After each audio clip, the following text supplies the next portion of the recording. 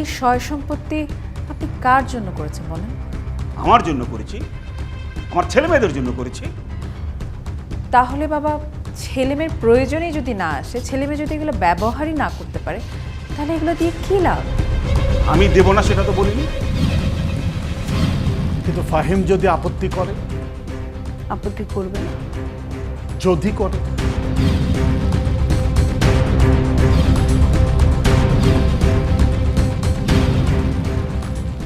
বললাম তো করবে না। আমি তো বুঝতেই পারিনি ও সত্যি সত্যি এই কাজটা করে ফেলবে। আমি যে তোমার সাথে শেয়ার করব সেই সুযোগই তো আমি পাইনি। এখন যাই হলো না কেন, বাবাকে কি আর বোঝানো যাবে? একদমই সম্ভব না। আমরা অ্যাটলিস্ট বাবাকে রিকোয়েস্ট করতে পারতাম, বোঝাতে পারতাম, কিন্তু সেই স্পেসটাই তো এখন আর নেই। আমরা না পারলে নোমানকে দিয়ে রিকোয়েস্ট করাতাম, আরমানকে দিয়ে রিকোয়েস্ট করাতাম। এখন কি করব বলো তো সীমানা? তোমার ভাইকে আমি এত করে বোঝাতে চাইলাম, ও আমার কোনো কথাই শুনলো না। কি যে হবে এখন কিছুই বুঝতে পারছি না। কি আর হবে? এমনিতেই বাবা তোমার উপরে ক্ষেপে আছে। বাবার এথিক্সের বাইরে যেয়ে তুমি আরমানের জন্য বিয়ে ঠিক করেছো, তাও আবার তোমার কাজিনের সাথে। আসলে ওই ব্যাপারটা নিয়ে বাবা যেভাবে করে রিয়্যাক্ট করবে এটা আমি বুঝতে পারিনি।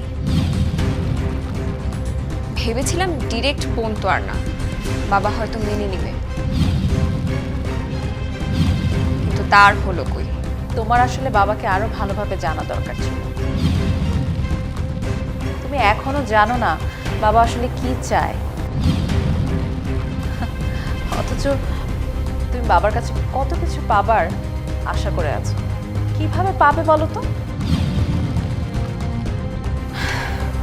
আমাকে দেখো না, এই পরিবারে আমাকে কি কম স্ট্রাগল করতে হয়েছে?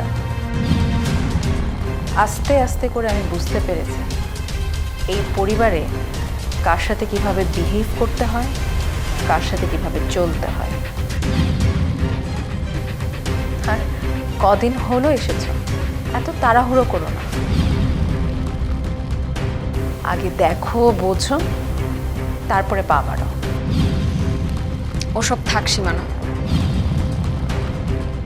যেটা ঘটে গেছে সেটা নিয়ে কথা না বলাই ভালো। এখন বলো আমি কি করতে পারি? আমার লিটারালি মাথায় কিছু আসছে না।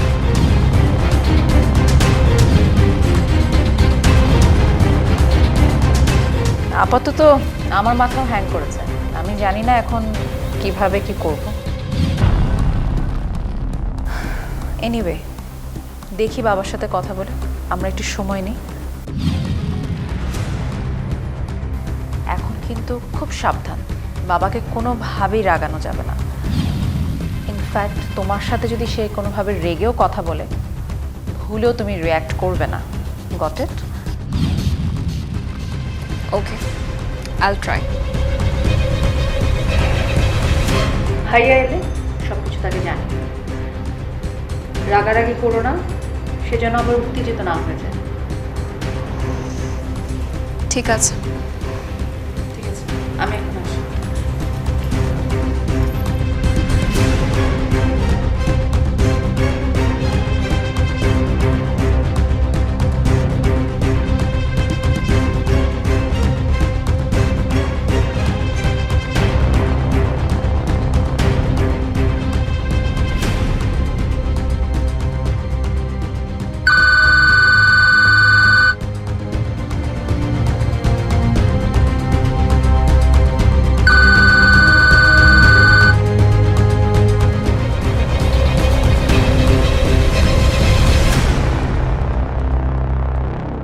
কে বলছেন?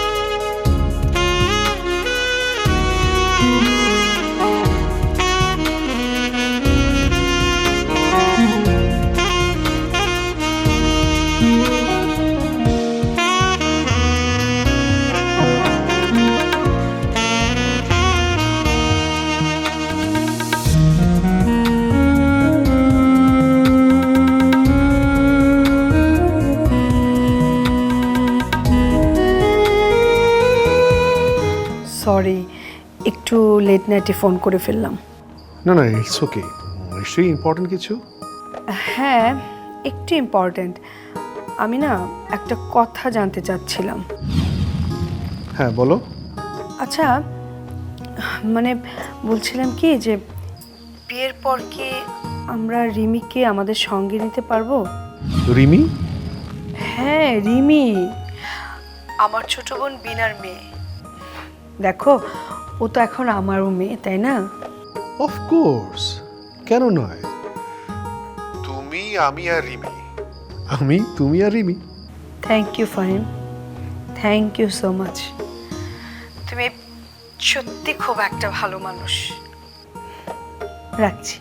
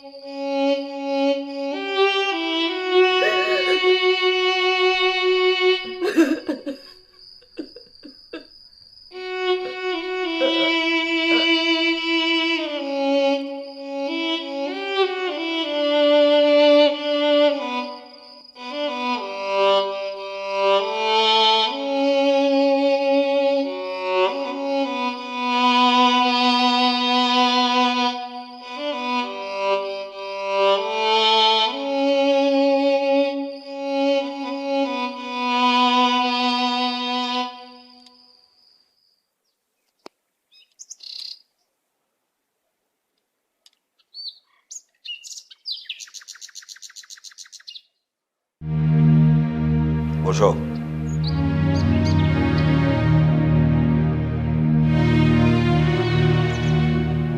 এই কাজটা তুমি কেন করলে? বাবা, আপনি তো জানেন আমার অবস্থা ভালো না। আমার টাকাটা খুব দরকার। আমি যদি টাকাটা জোগাড় করতে না পারি তাহলে আমি লোন শোধ করতে পারবো না। আর যদি লোন শোধ করতে না পারি আমার এক্সিস্টিং যত প্রপার্টি আছে সব ক্রোক হয়ে যাবে। তোমাকে তো টাকা দিতে চাইছি, তুমি টাকাটা নিচ্ছ না কেন? এভাবে আমি টাকা নিতে পারবো না বাবা। কেন? তুমি কি মনে করছো তোমাকে দয়া দেখানো হচ্ছে? তাই তো দেখাচ্ছেন।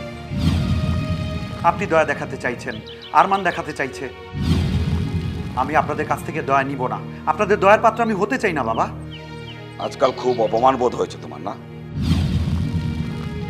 এর আগেও তুমি আমার থেকে টাকা নিয়েছো, ওই তখন মনে ছিল না? টাকা শুধু আমি একা নিইনি, সবাই নিয়েছে। ভুল।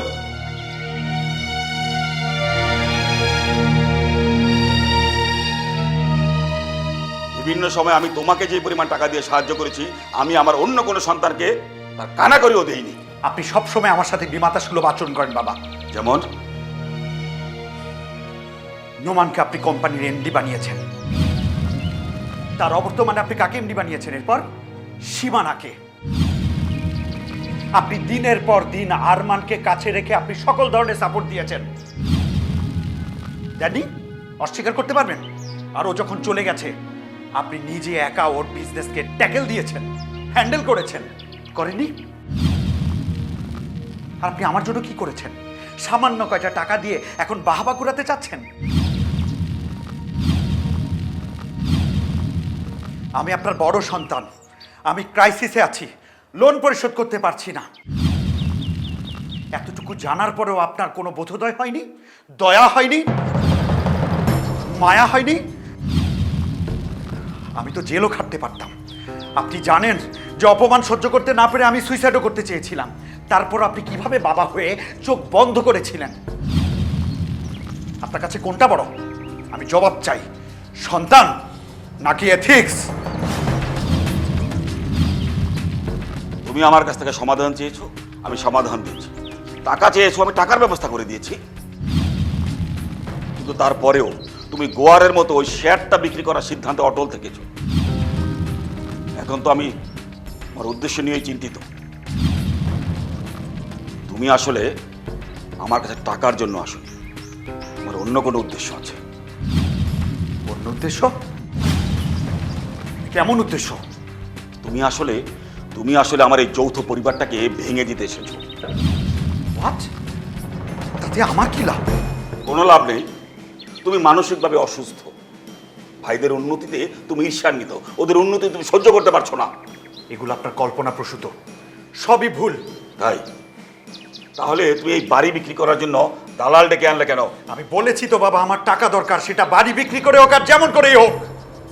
তুমি যা করছো সেটা আমার জন্য খুবই অসম্মান। বাইরের লোকের সামনে তুমি আমাকে অপমান করেছো। তাই আমি তোমাকে শেষবারের মতো বলছি, আমি যেভাবে বলছি তুমি সেইভাবে টাকাটা নাও। আর এর পরেও যদি তুমি টাকাটা না নাও আর এইভাবে গোয়ার তুমি করতে থাকো, তাহলে আমি তোমাকে আমি ত্যায্য করে দেব।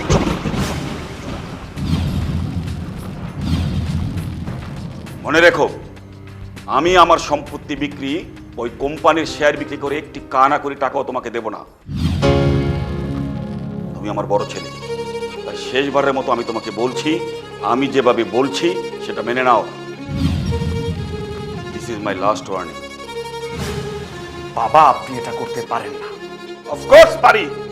আমি আপনাকে বলে দিচ্ছি, আপনি যত চেষ্টা করেন তারপর আপনার সম্পত্তি থেকে আমাকে বঞ্চিত করতে পারবেন না। কি করবে তুমি? দরকার হলে আমি উকিল ধরব, আমি কোর্টে যাব। কোর্টে গিয়ে আপনি বাবা হিসেবে বড় সন্তানকে ওয়ারিশের সম্পত্তি থেকে বঞ্চিত করছেন এই অভিযোগে মামলা করব। আমান! আমান!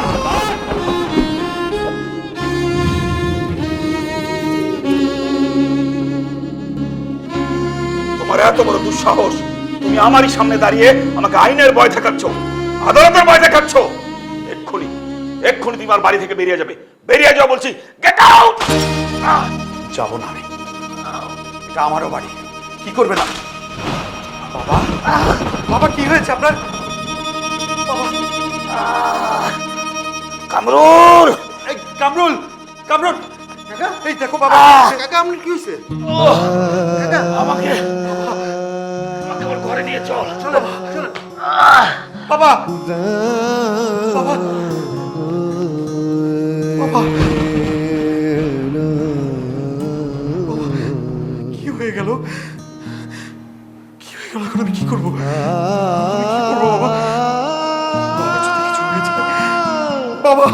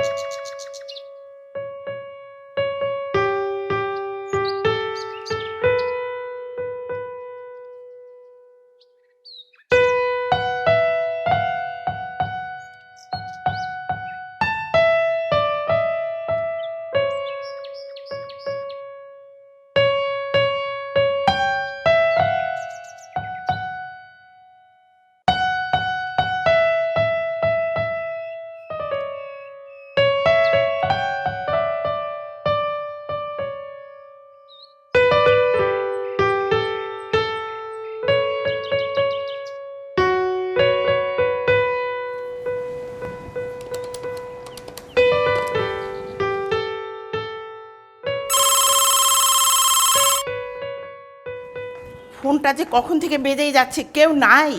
ফোনটা যে একটু ধরবে। আশ্চর্য।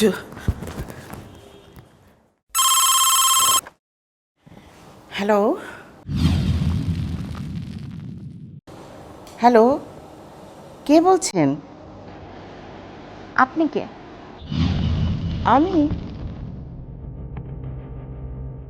আমি কে মানে? আমি কি রিনার সাথে কথা বলছি? না না, আমি রিনার মা।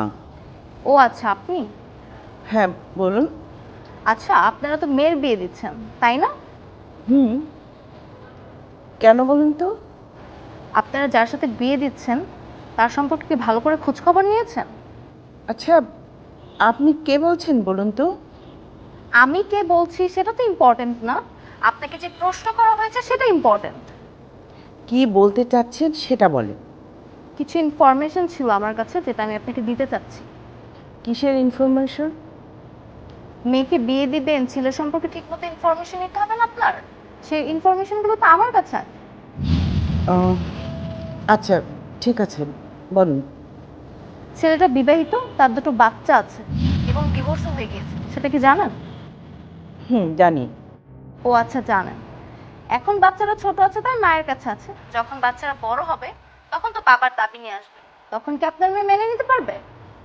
দেখুন, আমার মেয়েরও একটা বাচ্চা আছে, সুতরাং যা কিছু হচ্ছে জেনেই হচ্ছে। ওই বাচ্চাটা আপনার মেয়ের না, কিছুদিন পর ছেলে এসে বাচ্চাটাকে অ্যাকসেপ্ট করবে না, তখন কি হবে? সেটা আপনি কি করে জানেন? হ্যাঁ, আমি সবই জানি, ঠিক আছে? আপনি আর কি জানেন? ছেলেটার সাথে তার এক্স ওয়াইফের কেন ডিভোর্স হয়েছে সেটাও আমি জানি। কেন কেন ডিভোর্স হয়েছে? ছেলেটা কি বিজনেস করে সেটা কি জানেন? না, তবে সে ভালো বিজনেস করে সেটা জানি। হ্যাঁ, কিছুই জানান না, তার স্মাগলিং এর বিজনেস আছে। এসব কথা আপনাকে কে বলেছে? হ্যাঁ, বললাম না আমি সব জানি।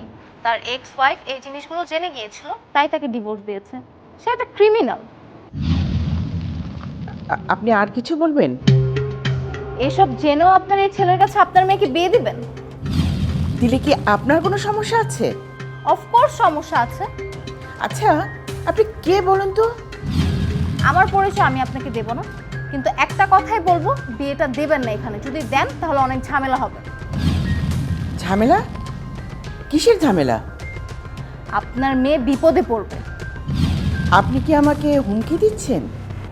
হুমকি দিচ্ছি না, স্পষ্ট জানিয়ে দিচ্ছি, জেনে শুনে মেয়ের বিপদ আনবেন না। কে তাকে বিপদে ফেলবে শুনি? আমি তাকে বিপদে ফেলবো। আপনি কে বলুন তো? সেটা তো সময় হলেই জানতে পারবেন।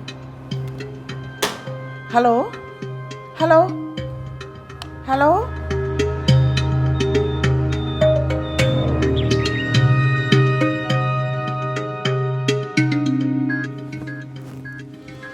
রিনা,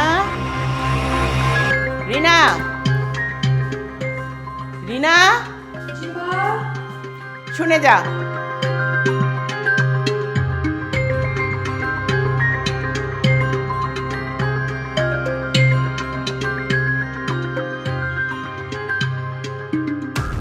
কি হয়েছে মা? আচ্ছা, ফাহিম সম্পর্কে তুই সবকিছু ঠিকঠাক মতো খবর নিয়েছিস তো? কেন? ফাহিম সম্পর্কে আমি যা জানি তোমরাও তাই জানো, নতুন করে আবার কি হলো?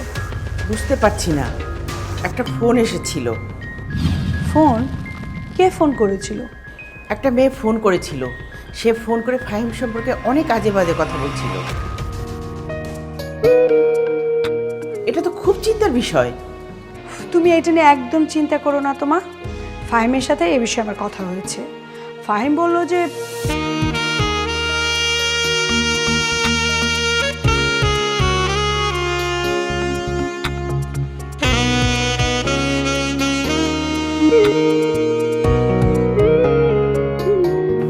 লক্ষণ দেখে মনে হচ্ছে একটা মাইল্ড স্ট্রোক হয়েছে। কিন্তু আমি ভয় পাচ্ছি যে এটা নিয়ে যেন আমাদের দুই ফ্যামিলির মধ্যে ভুল বুঝাবুঝি না হয়। আচ্ছা বলো তো, কে এই মেয়েটা? আমি আর কি করব, তাই আমি একা একাই করেছি। আজ তোমার কারণে বাবার এই দশা হলো।